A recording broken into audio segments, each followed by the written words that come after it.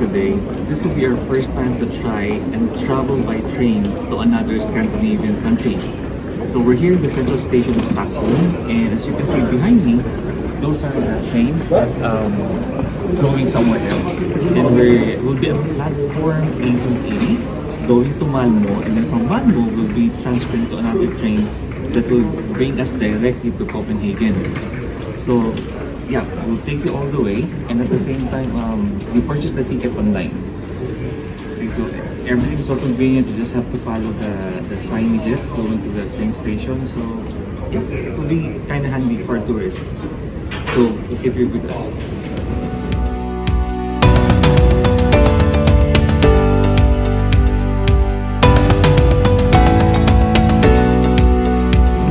So we just have to look for track 18A.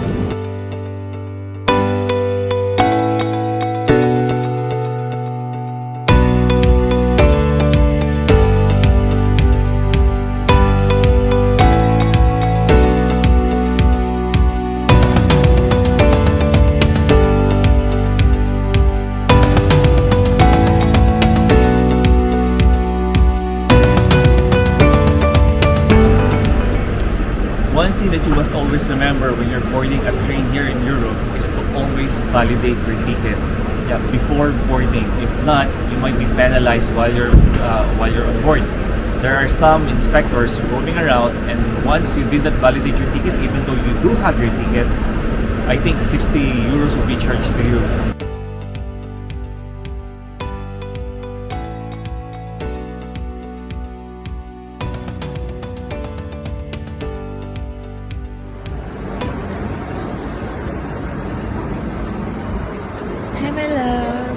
Hi there! Where are we going? We're just waiting for the train that will take us to Copenhagen.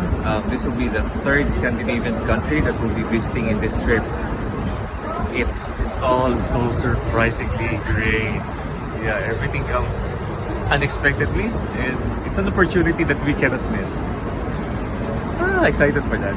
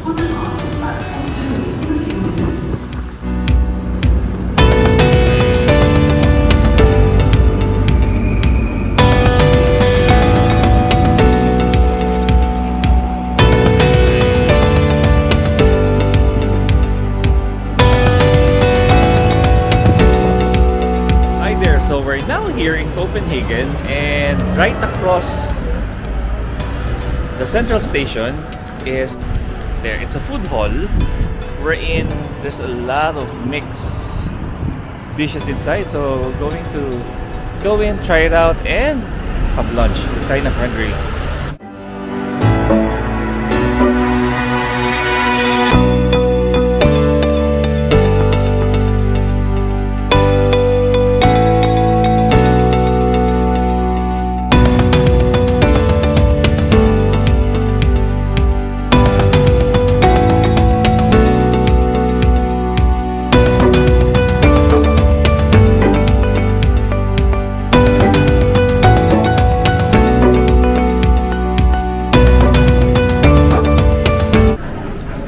We have a mix of Mexican, like tacos, we got Japanese sushi, we got pizza, we got Vietnamese, we got Thai, burgers, and poke bowl, we got seafood as well.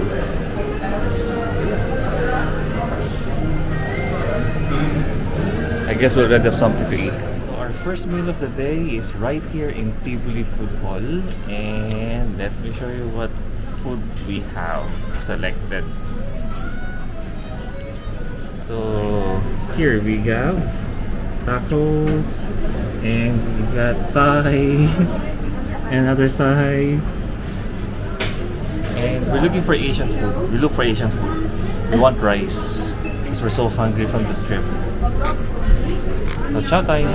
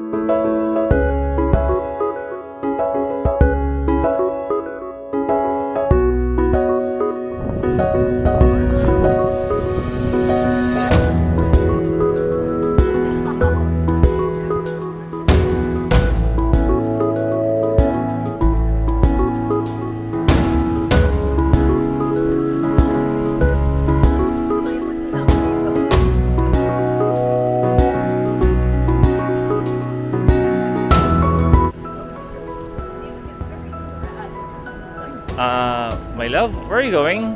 We're going this way, straight. We're going straight. That's out of way. No, come here. Come to Papa. Later.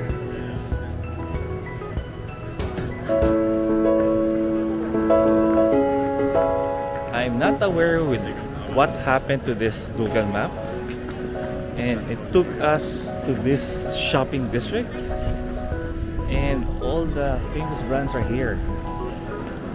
and my wife is in another heaven.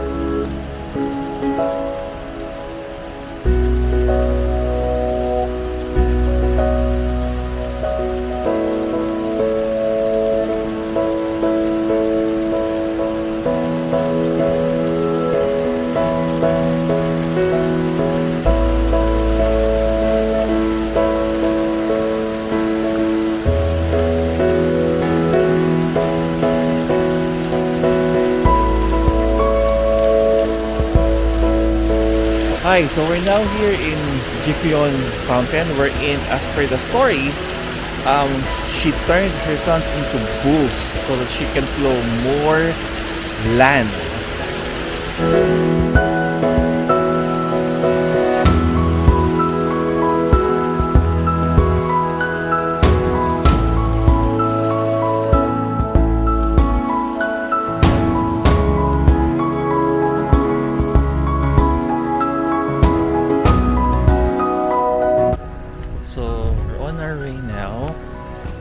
Statue of the Little Mermaid.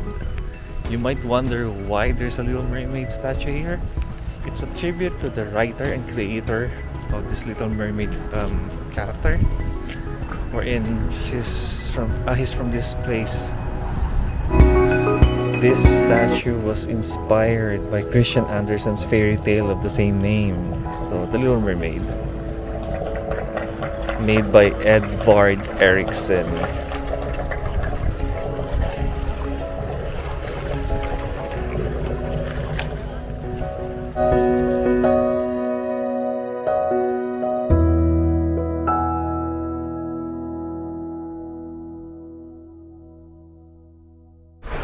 Hi there, so it's our day 2 here in Copenhagen, and yeah, the weather is really good. It's not that cold, and we'll be exploring some of the other sites here, so join us as we explore for the whole day.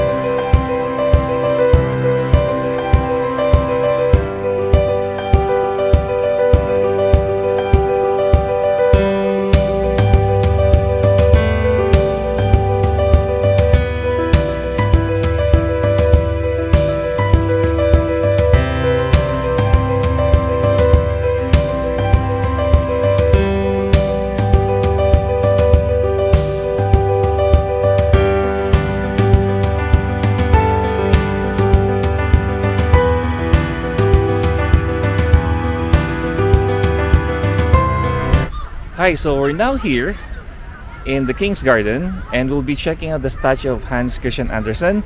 He is a Danish author that wrote a lot about fairy tales, kids' fairy tales, and he's best remembered for The Little Mermaid. And we found his statue.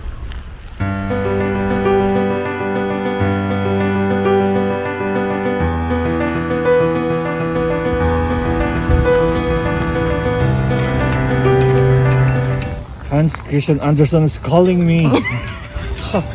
Amazing. Hello. The idea was first to place listening children on my knee as part of this statue. What an insult. I opposed it because I do not regard Talking myself statues. as What a just great app. children's art. I was So we're now here at the Round Tower, which is behind me, and it's a 17th century tower with observatory point upstairs. So yeah, we just bought the ticket. It's 40 crowns, so around 20 dirhams, and we're about to go in just to check out what's inside.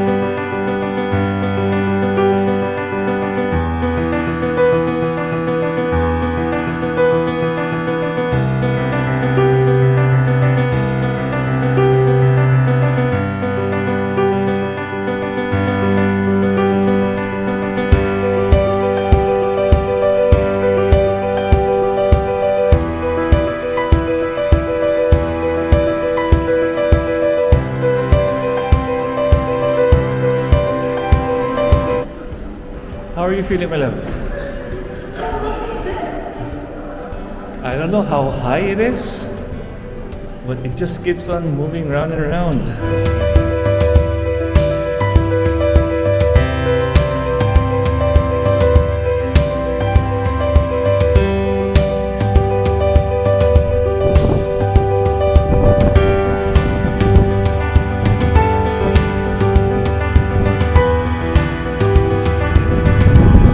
Reached the view deck, and here I'll show you the view from here at 360.